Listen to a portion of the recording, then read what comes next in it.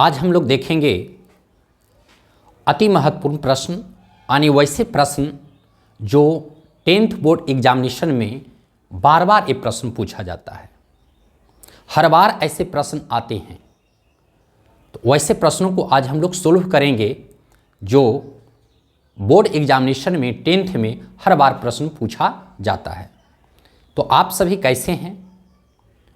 आशा नहीं बल्कि पूर्ण विश्वास है कि आप सभी अच्छे होंगे। गुड मॉर्निंग, नमस्कार, सत श्री अकाल, राम राम, आदाब। आई होप कि आप सभी अच्छे होंगे, मस्त होंगे, तंदुरुस्त होंगे, ज़बरदस्त होंगे और अपने कामों में व्यस्त होंगे। तत्पश्चात श्याम्स एकेडमी की ओर से अमन, नमन, चमन और मैं श्याम नंदन आप सभी को करता हूं हार्दिक अभिनंदन। तो हम लोग बारी बारी से क्वेश्चंस को देखेंगे। कहता है कि 12 व्यक्तियों के भार का समांतर माध्य 12 व्यक्तियों के भार का समांतर माध्य 45.6 kg है, तो उनके भारों का योगफल ज्ञात करें। तो इसका जो हल होगा, यहां पे समांतर माध्य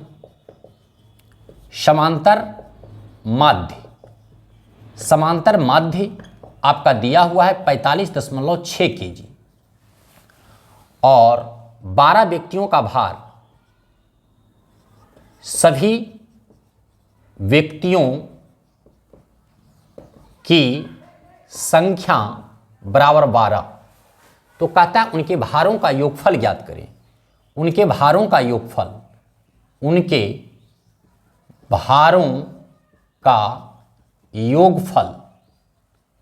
बराबर वाट। ये डाटा दिया हुआ है और इसको निकालना है। तो पता होनी चाहिए, चूंकि समांतर माध्य होता है सभी संख्याओं का योग बटे सभी संख्याओं का योग बटे सभी संख्या। समांतर माध्य आपका दिया हुआ है 45.6 और ये हो जाएगा सभी संख्याओं का योग निकालना है। सभी संख्याओं का योग अब बटे सभी संख्या आपका 12 दिया हुआ है। तो इसको जब क्रॉस मल्टीप्लाई करेंगे तो आपका हो जाएगा 12 छक 72 का 2 बाकी 7, 12 पचे 60 और 7 67 का 7 बाकी 6, अब 12 दूना 24, 12 चौक 48 और 2 50 और 4 54, यानी दशमलव इतना kg बराबर हो जाएगा सभी संख्याओं का योग। यानी समांतर माध्य बराबर सभी संख्याओं का योग बटे सभी संख्या, इस पर हम रखेंगे और वैल्यू को फाइंड करेंगे। This is answer. इसको क्रॉस मल्टीप्लाई करेंगे, आपका 547.2 kg सभी संख्याओं का योग, यानी कह रहा है कि उनके भारों का योगफल जो होगा आपका 547.2 kg आंसर आपका आएगा। नेक्स्ट क्वेश्चन है, कहता है कि एक बेलन के आधार की त्रिज्या 4 सेंटीमीटर और ऊंचाई 14 सेंटीमीटर, तो बेलन का वक्र पृष्ठीय क्षेत्रफल ज्ञात करें। ध्यान दीजिएगा, ये आपका बेलन है,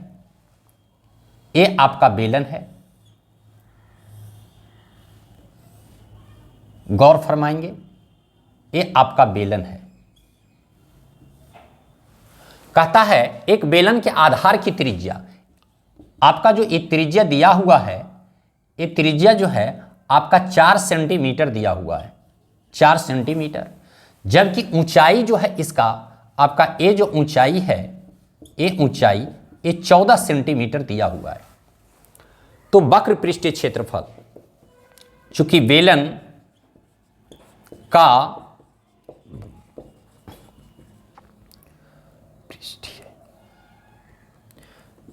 का वक्र पृष्ठीय क्षेत्रफल बराबर होता है 2 पाई RH।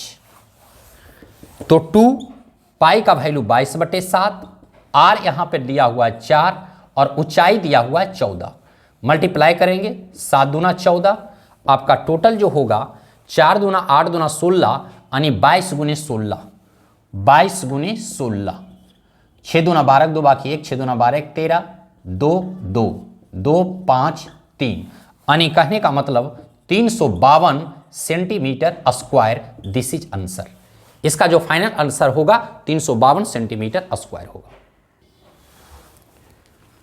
नेक्स्ट क्वेश्चन है हम लोगों के पास tan a minus B 1/√3 tan a plus B equal to 1 है, तो a और b का मान ज्ञात करेंगे। बंधु जो डेटा दिया हुआ है उसी डेटा को लेकर करके हम आगे सफर करेंगे। सॉल्यूशन हल जिसको कहते हैं, इसको हल कहते हैं। तो चूंकि यहाँ पे आपका दिया हुआ है tan a minus B equal to 1/√3, tan a minus B equal to 1/√3। अब बताएंगे tan, चूंकि ये tan a माइनस बी है तो इसी से a माइनस बी का हम डेटा को फाइंड करेंगे।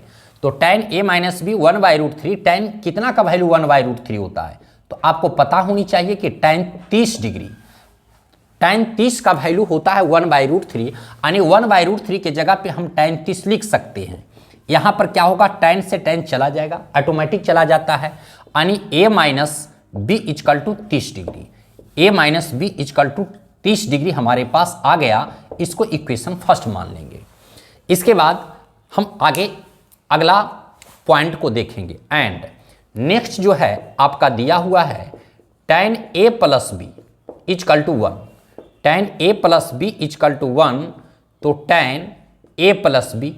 अब बताइए कि tan कितना का वैल्यू 1 होता है, ताकि tan से tan चला जाए और a प्लस बी बचे। हमारा टेंडेंसी a और b का है, हमें क्या फाइंड करना है, a और b निकालना है। तो a और b का मामला रहेगा तभी हम a और b निकाल पाएंगे। यहाँ पे a माइनस बी हमने निकाल लिया, इससे a प्लस बी निकालेंगे तो tan a प्लस बी दिया हुआ है, tan कितना का वैल्यू 1 होता है, तो tan 45 का वैल्यू 1 होता है।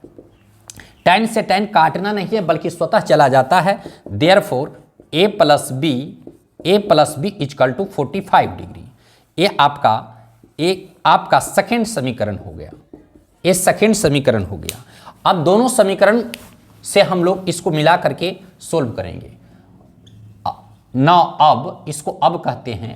अब समीकरण पहला तथा दूसरा से, समीकरण फर्स्ट एंड सेकेंड से। समीकरण फर्स्ट क्या है, a minus B equal to 30 degree, और यहाँ है आपका a plus B equal to 45 degree. अब दोनों को हम क्या करते हैं, ऐड करते हैं। तो a plus B minus B चला गया, ये आपका 2 बच गया, और जब दोनों को ऐड करेंगे तो a 5 हो जाएगा और 4 3 7 हो जाएगा। देयरफॉर a बराबर 75/2 होगा। 75/2 का मतलब हो जाएगा 2 तिया 6, 2 सते 14, 2 पचे 10। ये आपका a का वैल्यू फाइंड हो गया। अब क्या करेंगे, पुट, यानी समीकरण 1 में रखने पर अब a का वैल्यू, इसका जो मान है समीकरण 1 में रखने पर, तो समीकरण 1 क्या है, यहां से ले लीजिए। समीकरण 1 आपका है a minus B equal to 30, और ये वैल्यू आपका a का जो है 37.5 माइनस बी इक्वल टू 30। तब क्या होगा, 37.5, इसको इस तरफ बराबर के लाइएगा तो प्लस है, उधर माइनस हो जाएगा।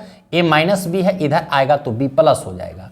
37.5 में 30 को घटाइएगा तो आपका आएगा 7.5 इक्वल टू बी, यानी b का जो वैल्यू हो गया आपका 7.5 हो गया। अतः लिखिए, अतः a बराबर 37.5 एंड b बराबर 7.5, यही आपका आंसर हो जाएगा। ये आपका आंसर हो जाएगा। नेक्स्ट क्वेश्चन है, बिंदु 1 -5 और -4 को मिलाने वाले रेखाखंड को x अक्ष द्वारा विभाजित करने वाले बिंदु का निर्देशांक ज्ञात कीजिए। सबसे पहले हम लोग x अक्ष और y अक्ष पर इसको हम समझने का प्रयास करते हैं। देख लीजिए, ये आपका x अक्ष है और ये आपका y अक्ष है। यहां से कोई रेखा इस तरीके से आती है, जो मान लेते हैं कि a है, जिसका निर्देशांक दिया हुआ है 1 - 5, और ए b जो दिया हुआ है, ये -4 और 5 दिया हुआ है। तो कहता है कि बिंदु इतना और इतना को मिलाने वाले रेखाखंड को x अक्ष द्वारा, ये x अक्ष यहाँ पे विभाजित कर रही है। x अक्ष जो है इस बिंदु पर इस रेखा को विभाजित कर रही है। द्वारा विभाजित करने वाले बिंदु का निर्देशांक, यानी इस बिंदु का निर्देशांक निकालना है। तो इस बिंदु का निर्देशांक जो फिलहाल है वो x और 0 है। चूंकि x अक्ष पर ax हो गया, y अक्ष पर जो है ये 0 बिंदु, ये 0 पर मिलता है, तो इसका निर्देशांक x और क्या है, 0 है। जबकि x रेखा x अक्ष इस रेखा को m अनुपात n में विभाजित करता है। x रेखा AB रेखा को m अनुपात n में विभाजित करता है।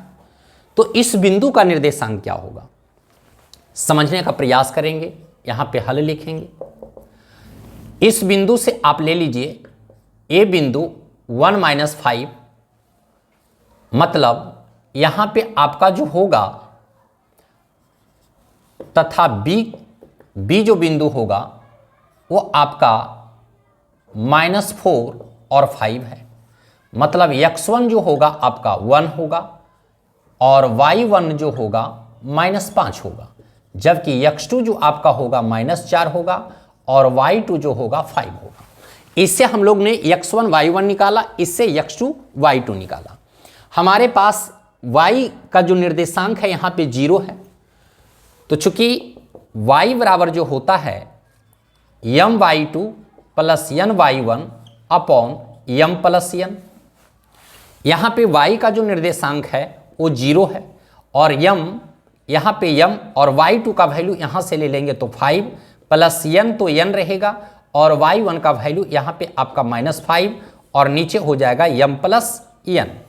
ध्यान देंगे, ये जब क्रॉस मल्टीप्लाई होगा तो ये 0 हो जाएगा, ये आपका 5m होगा और ये आपका 5n होगा। 5m - 5n, हम क्या करेंगे, इसको माइनस वाला को इस तरफ दे देंगे तो 5n = 5m होगा।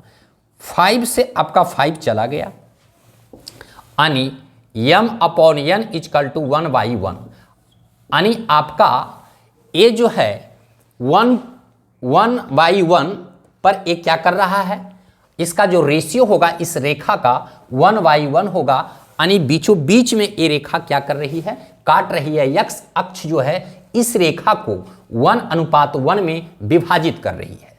अब कहता है तो इस बिंदु का निर्देशांक क्या होगा, तो इस बिंदु का निर्देशांक जो होगा, y निर्देशांक तो 0 है, अब x का वैल्यू निकाल लेते हैं। देयरफॉर x बराबर जो होता है mx2 + nx1 upon m + n। यहाँ पे m का वैल्यू क्या है, 1 है।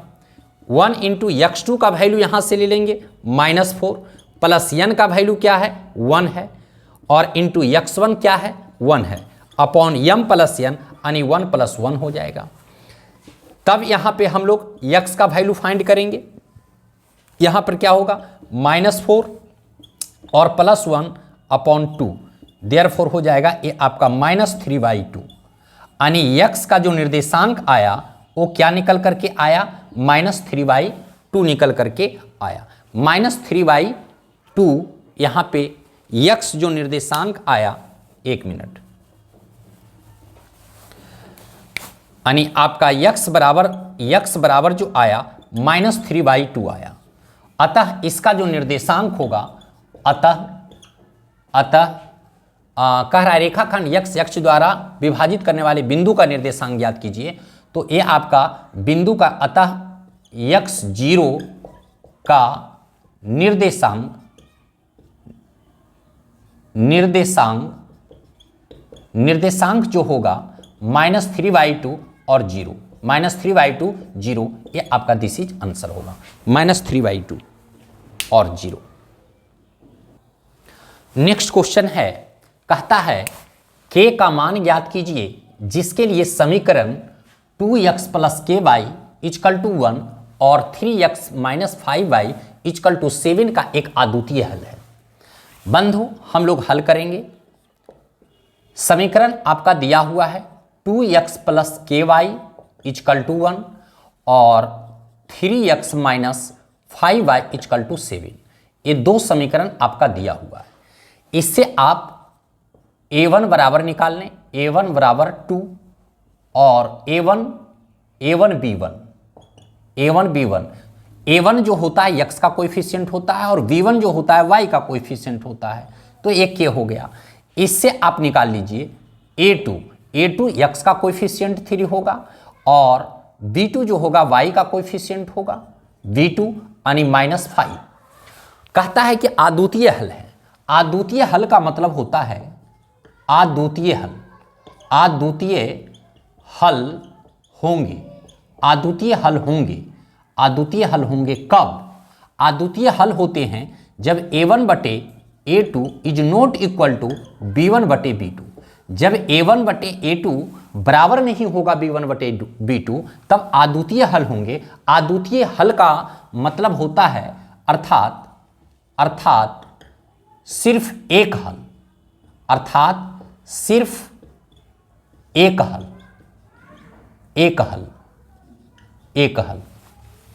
अद्वितीय हल होंगे अर्थात सिर्फ एक हल होंगे। तो एक हल का जो कंडीशन होता है a1/a2 is not equal to b1/b2, अद्वितीय हल होंगे। कहता है k का मान ज्ञात कीजिए, तो k का मान ज्ञात करना है। k का मतलब कौन ऐसे मान है k का जिससे कि अद्वितीय हल होंगे, k के मान जिसके लिए समीकरण इतना और इतना का एक अद्वितीय हल होगा। तो यहां पर हम लोग सोल्व करेंगे a1/a2 is not equal to b1/b2। चूंकि a1/a2 is not equal to b1/b2, यहां से a1 का वैल्यू लेंगे 2 होगा, a2 का वैल्यू लेंगे 3 होगा, is not equal to b1 का वैल्यू लेंगे k होगा और b2 का वैल्यू लेंगे -5। इससे k का मान निकाल लीजिए। k का मान आपका हो जाएगा -10/3 is not equal to k, -10/3 is not equal to k। कहने का मतलब है कि k बराबर -10/3, k का जो मान होगा 10/3 यानी k is not equal to 10/3, यानी k का मान -10/3 ये मान नहीं होनी चाहिए। k इजकल टू -10/3 मान नहीं होनी चाहिए यानी इसे छोड़कर कुछ भी मान जो होगा वो आपका अद्वितीय हल के लिए होंगे। k का मान -10/3 को अगर हम छोड़ देते हैं और इसके सिवाय कोई भी मान जो होगा वो अद्वितीय हल के लिए होंगे k का मान, यानी k इजकल टू इतना मान नहीं होनी चाहिए अद्वितीय हल के लिए, यानी आपका आंसर हो जाएगा -10/3 को छोड़ करके कोई भी मान जो आपका होगा वो आपका अद्वितीय हल के लिए होंगे।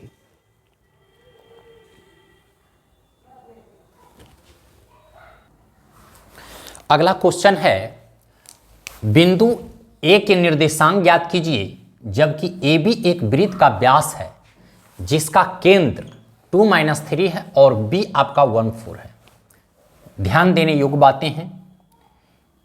A आपका एक वृत्त है और यहां पे A और B दो बिंदु है जिसको मिलाते हैं तो ये आपका वृत्त का व्यास होता है। ये आपका व्यास है, ये वृत्त का व्यास है और कहता है कि बिंदु A के निर्देशांक ज्ञात करें। तो A इस बिंदु का निर्देशांक ज्ञात करें तो A बिंदु का निर्देशांक मान लेते हैं x1 और A y1 होगा, जबकि B का पॉइंट यहां पे दिया हुआ है। B का पॉइंट आपका 1 और 4 दिया हुआ है जो आपका x2 और y2 हो जाएगा, जबकि इसका मध्य बिंदु मध्य बिंदु का जो पॉइंट आपका दिया हुआ है वो आपका है 2-3। तो इस बिंदु का अगर हम निर्देशांक मान लेते हैं तो एक्स वाई मान लेते हैं। इस तरीके से एक्स वाई होगा। कहता ए बिंदु का निर्देशांक ज्ञात कीजिए, जबकि ए भी एक वृत्त का व्यास है। ए व्यास है, ए बी जो है एक वृत्त का व्यास है और इसके केंद्र बिंदु यानी ए भी आर दोनों जुट गया, मिल गया तो ए डायमीटर व्यास कहलाता है। जो बीचों बीच का एक केंद्र बिंदु है, ए रखा हुआ भी छोड़ दीजिए, इसको नहीं लिखिए, ए मध्य बिंदु है। तो कहता है व्यास है जिसका केंद्र ए है तो बी इतना है, तो ए का निर्देशांक मतलब ए निकालना है। बंधु ए जो आपका मध्य बिंदु जो है, जो ए मध्य बिंदु है, मध्य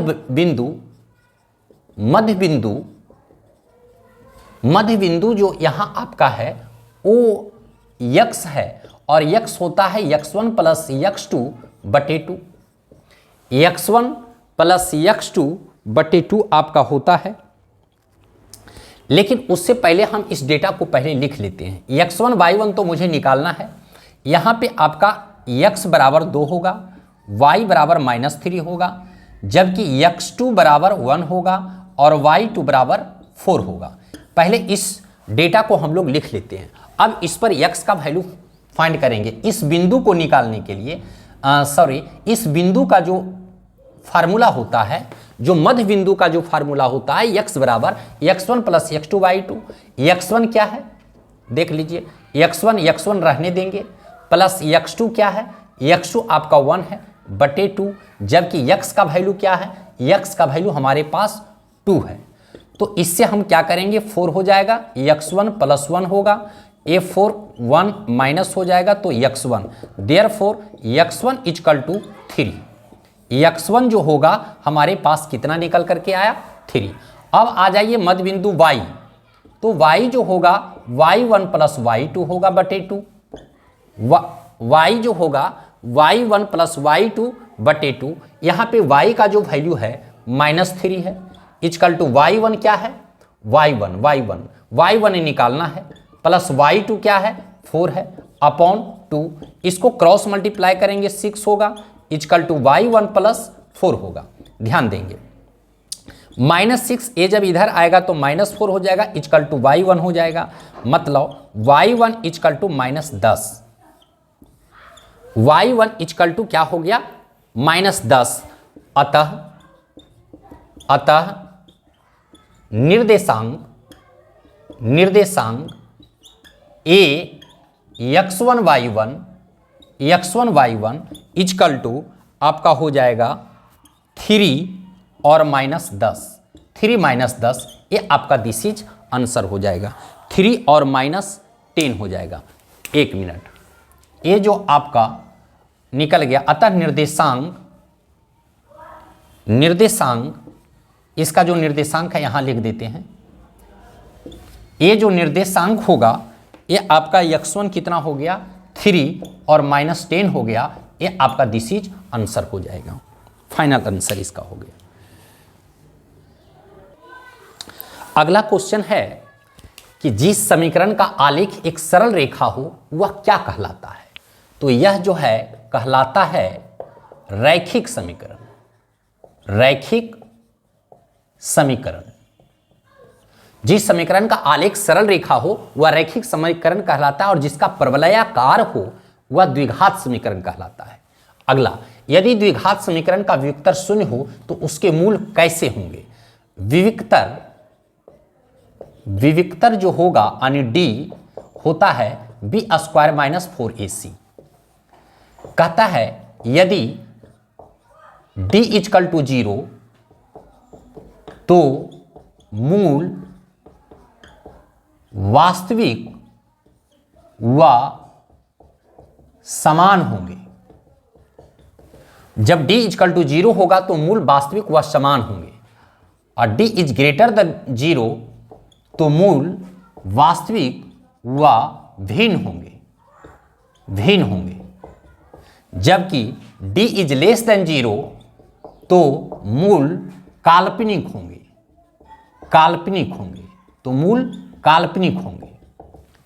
चलिए नेक्स्ट क्वेश्चन कहता है L is equal to 28, S is equal to 144, कुल 9 पद हैं तो A बराबर वाट। यहाँ पे फार्मूला होता है, हल लिखिए, फार्मूला होता है Sn is equal to n/2 A plus n। बंधु यहाँ पे Sn यानी यस दिया हुआ है, यस कहिए या Sn कहिए, ये आपका 144 इजकल टू n, कुल पद 9 है तो कुल पद 9 यानी यहाँ पे हो जाएगा 9/2 और A का वैल्यू निकालना है तो A रहने दीजिए और L आपका 28 दिया हुआ है, इसको कैलकुलेट करते हैं। 9 5 9 छक 54, 9 एक बार 9 छक 54, 16 44 से A चला गया और एक क्रॉस मल्टीप्लाई कीजिएगा तो 16 दूना 32 हो जाएगा और A आपका हो जाएगा A प्लस 28। तो 32 और A इधर लाइएगा 28 इजकल टू A, तब A बराबर 32 minus 28 4 32 4, therefore A is equal to 4। यही डिमांड कर रहा था यानी A का वैल्यू कितना आया, 4 आया। A का मान जो हम लोग के पास निकला वो 4 निकला। उसके बाद कहता है दो त्रिभुजों के समरूप होने की 2 दशाएं बताएं। तो इसमें जो होता है दशाएं, पहला है संगत भुजाएं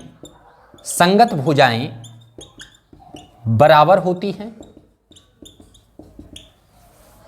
संगत भुजाएं समरूप होती है, संगत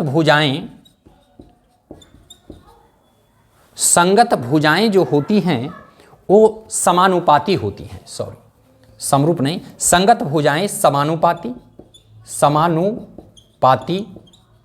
होती हैं। और दूसरा होगा संगत कोण जो होंगे वो बराबर होंगे। संगत कोण जो होंगे वो क्या होंगे, बराबर होंगे। संगत कोण जो होंगे वो बराबर होंगे। तो इस तरीके से हम लोगों ने टोटल 10 प्रश्न देखा, लेकिन बंधु ये 10 प्रश्न आपका सब्जेक्टिव टाइप क्वेश्चन था। हमारा 10 क्वेश्चन किसी का उसको 5 से गुना कर दीजिए, 50 क्वेश्चन से कम नहीं है। हमने डिटेल सभी चीज़ों का विश्लेषण करते हैं और बारीकी से समझाने का प्रयास करते हैं।